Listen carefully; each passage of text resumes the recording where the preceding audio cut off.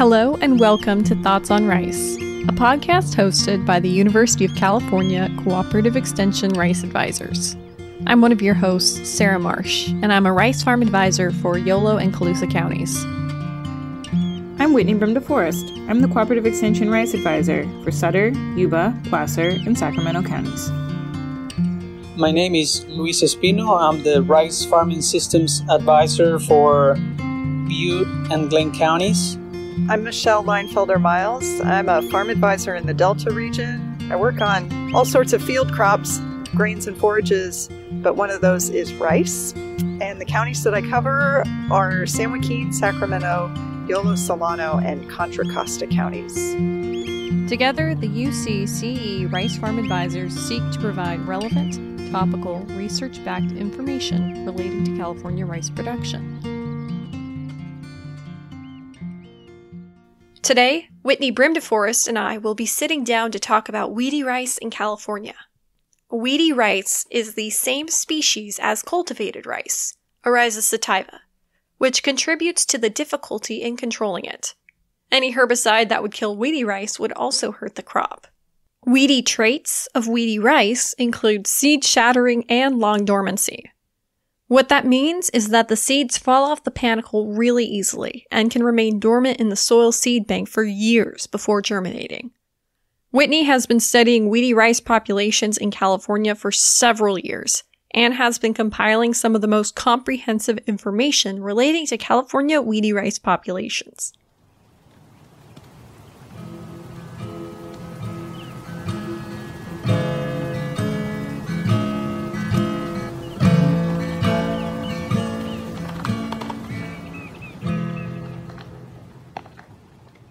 Whitney Brim-Deforest has been a rice farm advisor in the northern Sacramento Valley for about 8 years, but she's been working in rice and in this area for far longer than that. She earned a master's in international ag development and a PhD in horticulture and agronomy from UC Davis, where she worked in weed science research in flooded rice conditions and managed field trials for the UC Davis Weed Science Group. She has been working in weed management and herbicide resistance, as well as collaborating with other farm advisors in agronomy and rice research. Whitney, thanks for making the time. How has the rice season been for you this year? It's been pretty good. A little bit eventful, I'd say, with the heat, especially at the beginning of the season, but going good. It has certainly been a busy season. I know that a lot of the people I've talked to are getting ready for harvest, and they're ready for it to be over. So I'm kind of glad to hear it's the same on your end. So today, Whitney, we're going to talk about weedy rice, which some people refer to as red rice. Can you give us some background on this weed? Sure. So weedy rice is considered, I would say, probably the worst weedy rice worldwide. And the reason it's such a bad weed is that it is the same species as rice. So you have rice infesting rice, which makes it very difficult to manage from many different standpoints, from identification to, what can we use to control it. So it's just a really strange weed, I guess, in terms of weeds. You mentioned that it's the same species as rice. How do people usually tell the difference in the field between weedy rice and rice that's a cultivated crop? So in our system, we've been, I guess, kind of fortunate in that all of our weedy rice types look relatively similar. So they tend to be taller than our rice crop, taller than the medium grain varieties at least. And then they're pubescent. So they have like rough leaves. Again, it's, that can also be a characteristic of some of our varieties. So it's not always something you can use to distinguish, but usually taller, lighter in color, and pubescent. And that's before it heads out. Once it heads, it's quite a bit easier to distinguish from our rice varieties. Most of the types we have look very different for the most part from our rice varieties. It's difficult to spot. I'll just say that it's not the easiest thing to spot in the field. So what does the geographic distribution of weedy rice in California look like? So it's been found in every single one of our rice growing counties. So all the way down to San Joaquin, actually. So it's I would say at this point in time, pretty widely distributed. We do have certain types that are more prevalent than others, but yeah, it's prevalent in every county.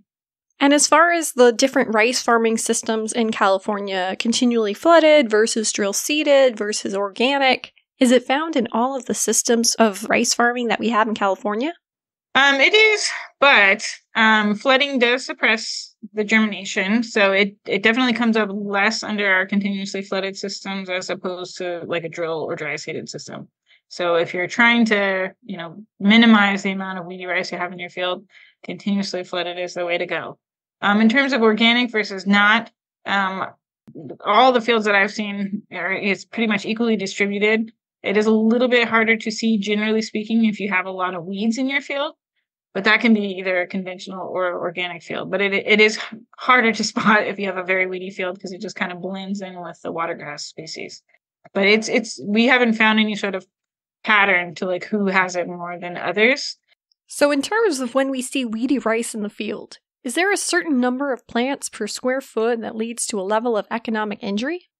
So we don't really have good data on infield or in terms of being in the field, but when we get like the greenhouse studies that we've done have shown that when you get up around like, I believe it's about 40 plants per square foot, you really see the yield drop off.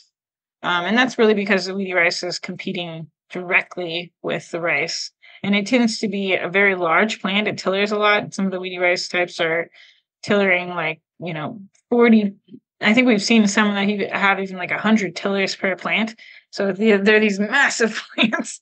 And so once they get in really high densities, most of the seed that they have is shattering onto the soil, and the rice, the regular varieties are really outcompeted. So yes, we do have yield decreases, but I would say like field wise, I'm not sure I could say that specifically, but yes, for the greenhouse for sure.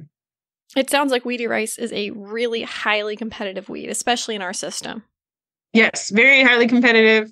And it persists for quite a while. Most of our types have very high dormancy.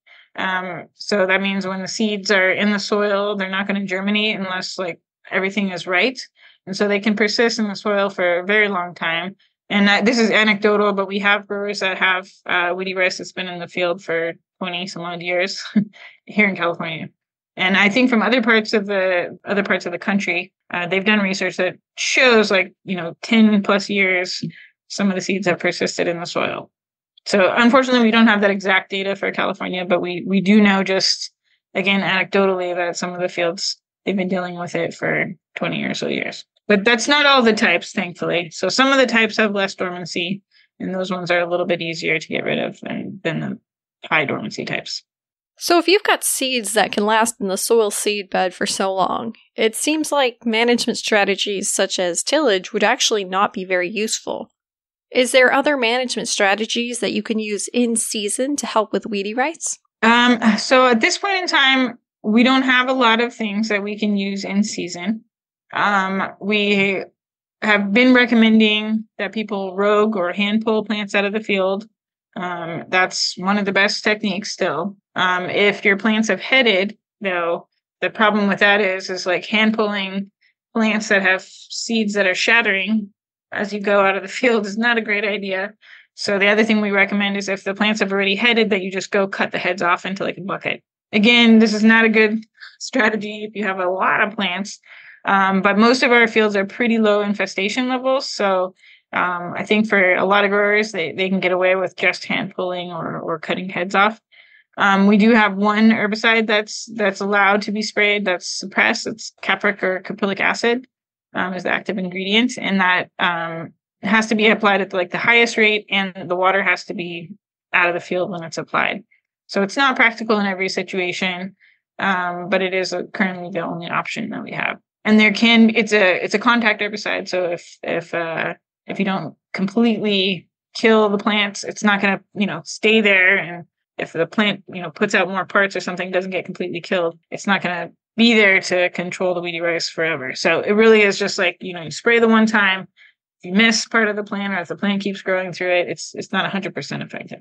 So we're working on other herbicides still, but nothing else yet at this point. So yeah, really it's just roguing, cutting heads off, or spot spraying if you can. Not a lot of options for in-season management. Not a lot. What about post-harvest or pre-plant? Is there any different methods that growers can try to take to remove weedy rice or prevent it from being in their fields in the first place? Well, so I would say like one of the most important things that the rice industry did was to pass a law basically that everyone has to use either certified seed or seed that's gone through a quality assurance program. So that certified would be for like all of our medium grain varieties. This quality assurance program is for some of the specialty varieties, but that means that someone's been there in the seed field inspecting it for weedy rice, and there's zero tolerance for weedy rice in seed fields. So that would be the first most important thing, certified seed, which everyone should be planting now or using now. So at harvest, we recommend not using a stripper header just because it can sort of spray seed everywhere. And so if you have weedy rice in the field, it's more likely to shatter it off. So you really want to get it out of the field, even if it's into the combine. You want it out.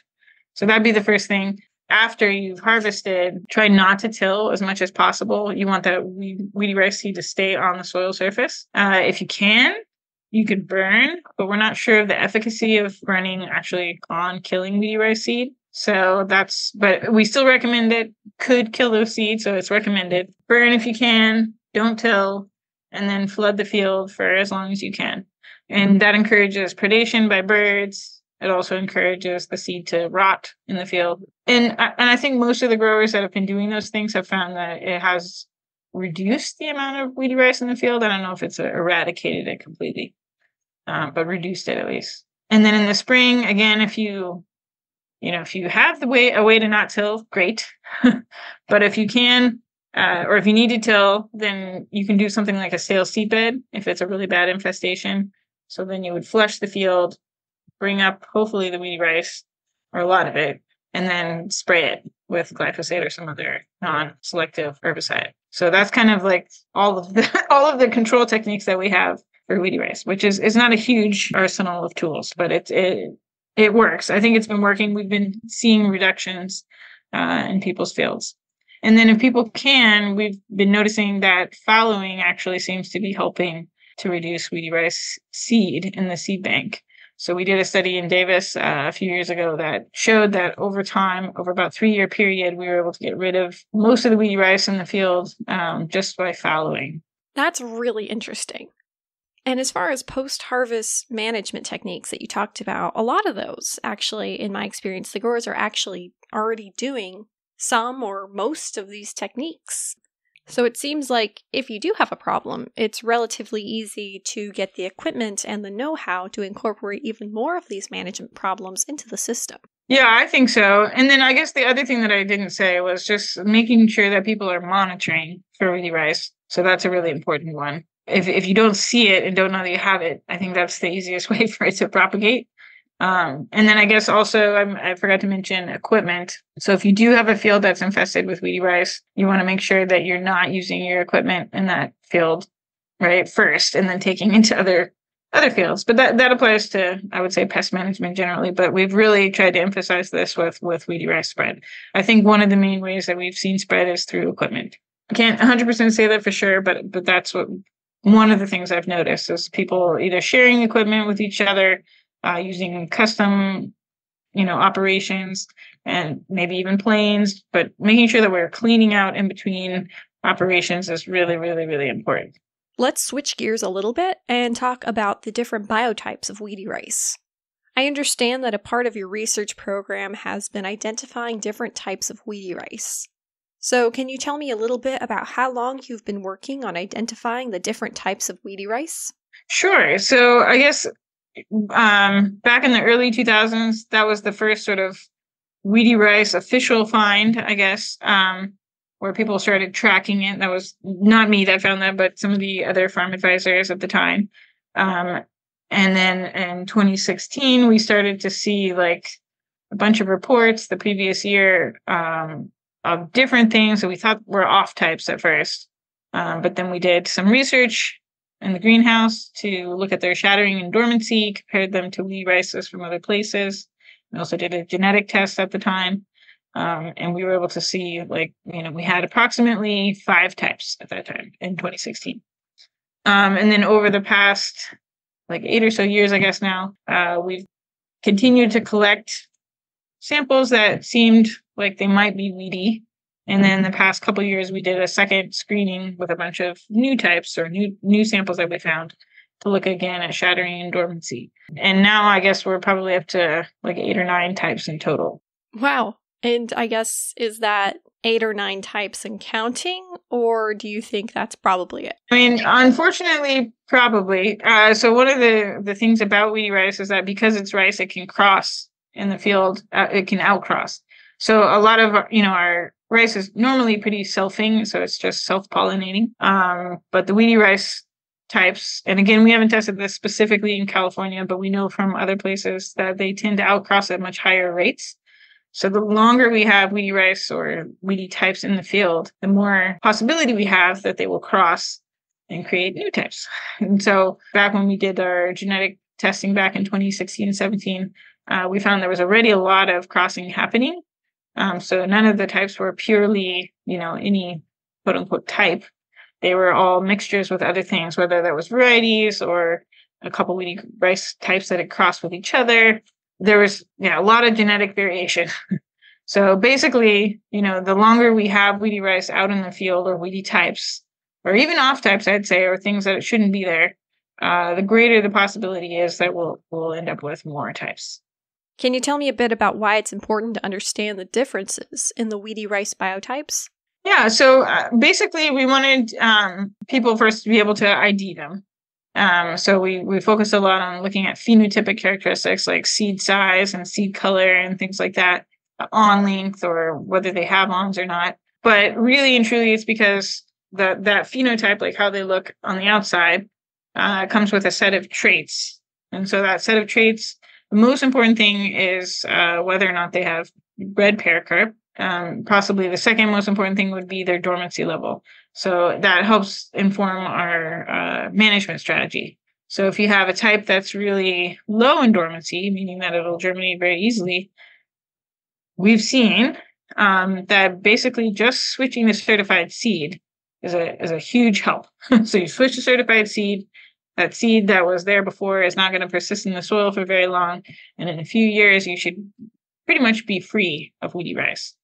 Whereas the high dormancy types, like say type 3 and type 1, those types persist for a very long time and take a much more involved management strategy to really get rid of those types. So they'll stay there, and if a grower thought they got rid of it or mostly eradicated it, but then they move soil in the field, sometimes we'll see it pop up in another spot that they hadn't had it before. So it might have just been, under the soil waiting until the soil got moved again. So it's really, being able to ID the types is important for management. Can you talk about any future research that you have with weedy rice? Sure. So, we're doing some research right now looking at the newer biotypes that we found. So we should have more extension information coming about how to ID them, if they have high or low dormancy, their seed color, etc. And then we're also probably going to do another genetic analysis to see if with the new types, like where are they coming from? Are they related to the old types? Are we bringing in stuff again from other places?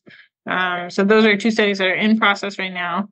We're still looking at some herbicide work, trying to find spot sprays. The Rice Commission is working on that extensively with our FLOR program. We've been working on that for a few years, keeping our fingers crossed that we will have a spot spray herbicide. And then we've been doing some testing in the field with oxyfluorophene, which we hope will come to California rice at some point in the near future to see if it works to control weedy rice in California. It does work in the South. It's been shown to work a bit. So we would like to see if it works on our types here. Some of the greenhouse work shows that it does work, but we need to do field testing still to make it 100% certain. So those are, I'd say, the sort of the most important studies that we're working on right now. But we're always open to doing more research if people have suggestions or things that they'd like to know more about. And with that, can you tell me where people can go to find more information about weedy rice? Yes, so we actually have a weedy rice website. So it's caweedyrice.com, and it was put together with UC folks and the California Rice Commission. And that's the repository of all things related to weedy rice. I think there's a little bit on our UC Rice website as well. But yeah, the main source is from that California Weedy Rice website. We also do have a mailing list, an email list that you can sign up for if you'd like to be aware of field days or other things that are related specifically to weedy rice. Whitney, thanks for providing this information about weedy rice. At the time of recording, it's the beginning of August. Do you have any thoughts or notes to put out about what we've seen in the rice season this year and what to expect coming up? Well, I guess I will just say that now is the time to scout for weedy rice. So if you're looking out in your fields, now would be the time that you would see it. So you should have put on all of your herbicide applications by now. And if there's something strange looking out in the field, please give us a call and we'll be able to help you out and see if it's weedy rice or maybe it's just something else. But please give us a call if you see something that looks odd. Great. Thanks, Whitney. Thank you.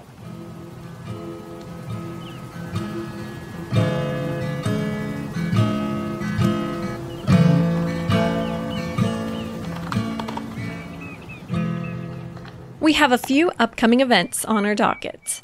The annual Rice Field Day will take place on August 28th at the Rice Experiment Station in Biggs, California.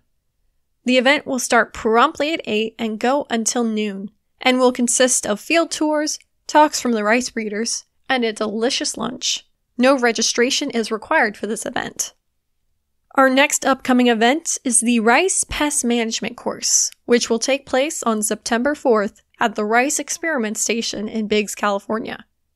Please note that registration is required for this event, and the registration link will be in our show notes.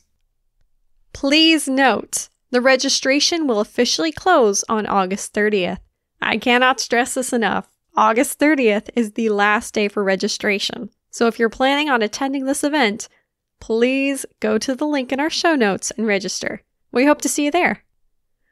The event will start at 8 o'clock and go until 3, and will consist of weed identification workshops, talks about pest management in rice, and field tours. If you're interested in learning more about our program, please check out our other resources, which will all be linked in the show notes. The UC Rice blog, the UC Agronomy Rice website, and our newsletters, which are Rice Briefs, which covers Calusa Yolo, Rice Notes, which covers Yuba Sutter, Rice Leaf, which covers Butte and Glen, and Rice in the Delta, which covers the rice-specific practices to the Delta region of California.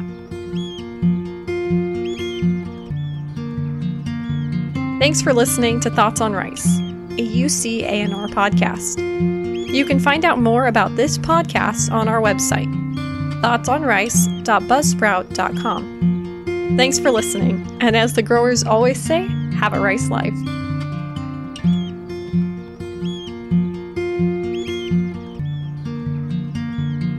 Mention of an agrochemical does not constitute a recommendation, merely the sharing of research findings. Always follow the label. The label is the law. Find out more at ipm.ucanr.edu. The views, thoughts, and opinions expressed are the speaker's own, and do not represent the views, thoughts, and opinions of the University of California.